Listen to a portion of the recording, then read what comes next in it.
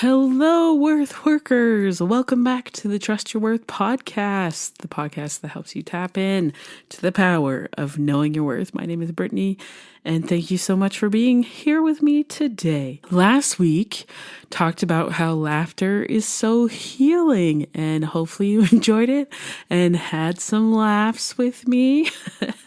How did your worth work go? Were you able to create a list of things that make you laugh? So you have it when you need it. I hope it went so well and that you had a great time. Okay, today it's my first book report. There are so many great books out there that enlighten our minds and help us to rethink things or learn new things about ourselves, or really help us to reflect on how we're doing and ways we can improve and ways we can just appreciate ourselves as we are and love ourselves. So the book I'm talking about is titled When You're Ready, This Is How You Heal by Brianna Wiest. So let's get into it.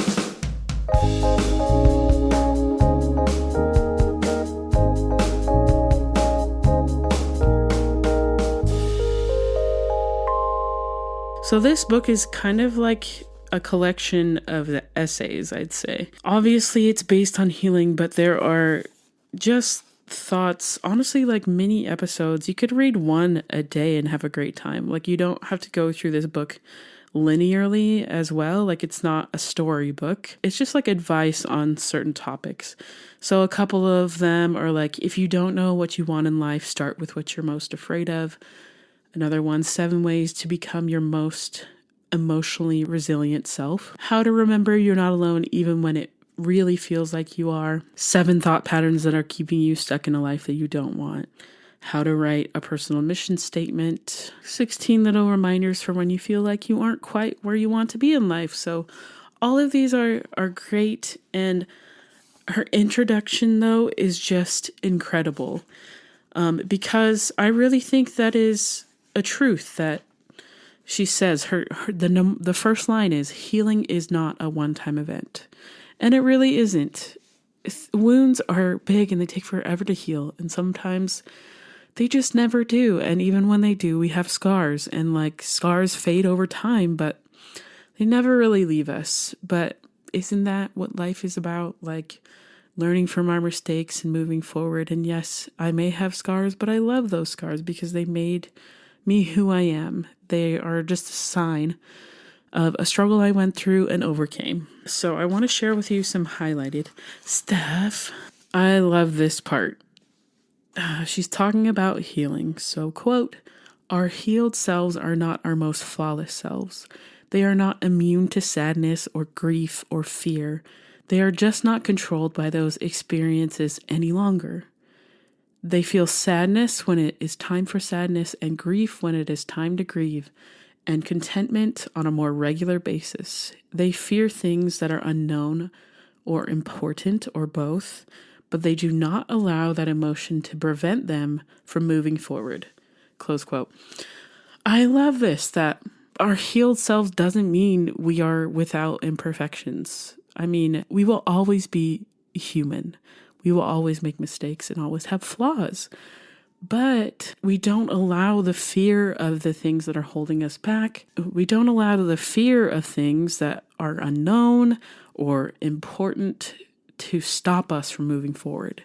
And that's when fear can be just so frustrating, because I've been there. I've had the fear that if I do this wrong, it's going to mess my whole life up. Or if I can't do whatever project right, then why even do it at all?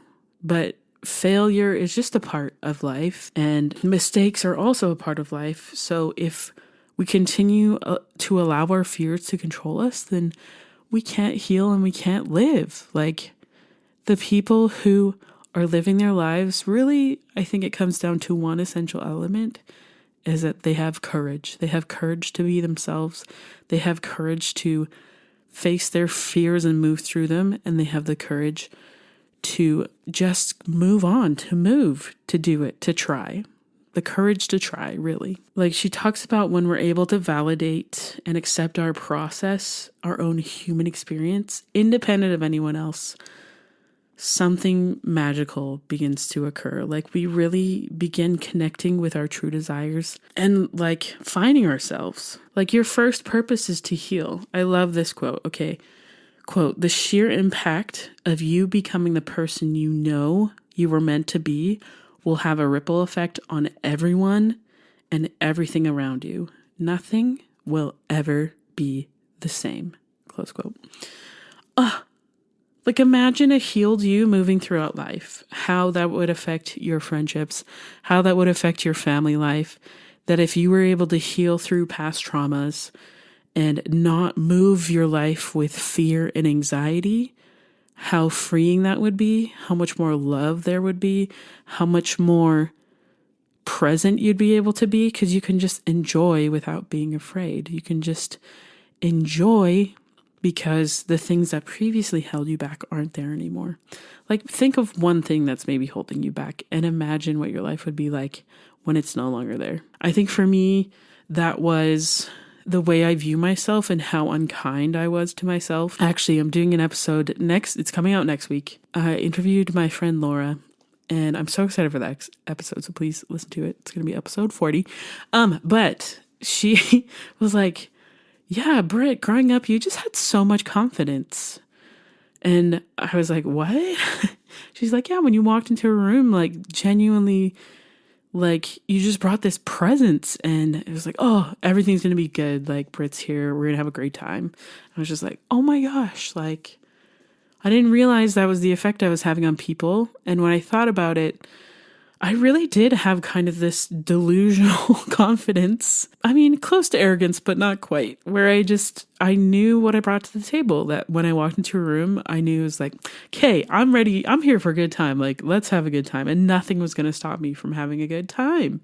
And I really enjoyed being with people and I loved hanging out and being crazy. Somewhere along the way, I just lost all that confidence. So now that I'm healing from these things that I think I carried the whole time, but I didn't let them affect me as much as I did as I started to reflect and try and heal through deep traumas and all that, especially like my fear of abandonment, like genuinely ruled my entire life. That every action I made was because I was afraid my friends were going to leave me. Even though I had no reason to, if I looked at the evidence, like no one was going to leave me. So like, yeah, it's so freeing now to know that I have overcome a lot of those things that were holding me back. And I'm just in a more peaceful place. I trust myself more. I know that I can do hard things. Whereas before I'd be like, oh, there's no way you can do this, Britt. Like, don't even try. No, I don't think that anymore. I believe in myself and I know my capabilities and I'm realistic about what I can accomplish now. And I think that was another problem I had too, that I had just was so afraid that I was going to screw it up. Like this perfectionist mentality that like it wouldn't be worth doing if I wasn't going to give it my all. But no, I'm in a lot more peaceful and happy place. Like, as I've said before, I'm probably the happiest I've ever been in my entire life because I'm finally making decisions that make me happy instead of others, that I take my voice into account. And that all happened because I took the steps to heal the lies that I was telling myself, the state that I was in. It's literally like night and day. And I'm genuinely so proud of myself that I came through on the other side a better person. Okay. Sorry, just went off full rant. I love this quote. It's on page 18. Quote, when you feel strong enough to look at what's wrong, you begin to unearth your soul. It was always there. It was just buried under years and layers of identities and styles and beliefs and ideas that had adhered themselves to you like a shield. You were never lost. You were only hidden. Close quote. And this is me. Like the shield I made was like making decisions based on wanting people to like me. And do you know how exhausting that is? To just like, oh, who's going to be there? How can I impress them the most? Like, and wearing something that I don't think I look good in, but I'm doing it just because it's trendy and because my friends are probably going to wear it. So I wore that and then I just go out to these things and just like not be myself.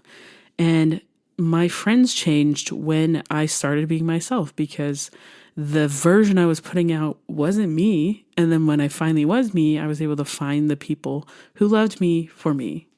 And I know that the friendships that I have now and continue to have, like, it's because I was myself, and I know that they see me as I am and they love and accept me as I am. And that is such a gift, to know that I have people who really see me. Because I think in my older friendships, like some that I've had where I really was pretending, I was miserable. And that had nothing to do with those people. Like, it had everything to do with me. And I'm grateful for the time that I had with them and the things that they taught me. But like, I am so much happier now knowing that I have friends and family that I can rely on, that I really do have people who know me for me and love me. Like, what a gift. The second essay is When You're Ready to Change Your Life, Read This. And it talks about being alone. And as a single galley, this just really resonated with me, because I'm alone a lot. Society is really just set up for couples, and how, like, if you're alone in life, you're incomplete. You're not. And I really wish that how we refer to singleness as a bad thing would change. It's something that our society needs to change. But I love what she says, because this was healing for me to hear. Quote, "What if being on your own in any capacity is a sign of self-sufficiency and courage? What if you've already made it? What if instead of believing your aloneness is a sign you have failed, you realize that it is proof you have accomplished the most daring task of all? What if instead of believing that your job is not enough in compensation and status and whatever you've chalked your inferiority up to be, you begin to realize that no set of tasks could ever define the whole of who you are?" Close quote. I love this last line, that no set of tasks could ever define the whole of who you are. Like, people at work know me, but they don't know me, you know? What I do for work doesn't define who I am. It's just a part of who I am. What I do with this podcast isn't the whole of me. It doesn't define who I am. I define who I am. I can choose my worth. I can choose to trust that inherently I am amazing. I am worthy. I have always been and always will be. And you can too. You can know this. It takes work to know that you are worthy. And I've been there. I've been there where I just really believed I was worthless. And I'm so sorry if you have too, but you can know the truth, which is that you are always worthy. So these are just little tidbits. I hope you go out and get this book. There's so many quotes that I could say from this, but those were kind of like my favorite ones. I think it's so funny because they were at the beginning. But like, if you've had a heartbreak, if you struggle to believe that like where you're at in life is okay and a great place to be, that like you're already doing better than you think you are, there's an essay for that. There's so many great things in this. I 10 out of 10 would recommend this book.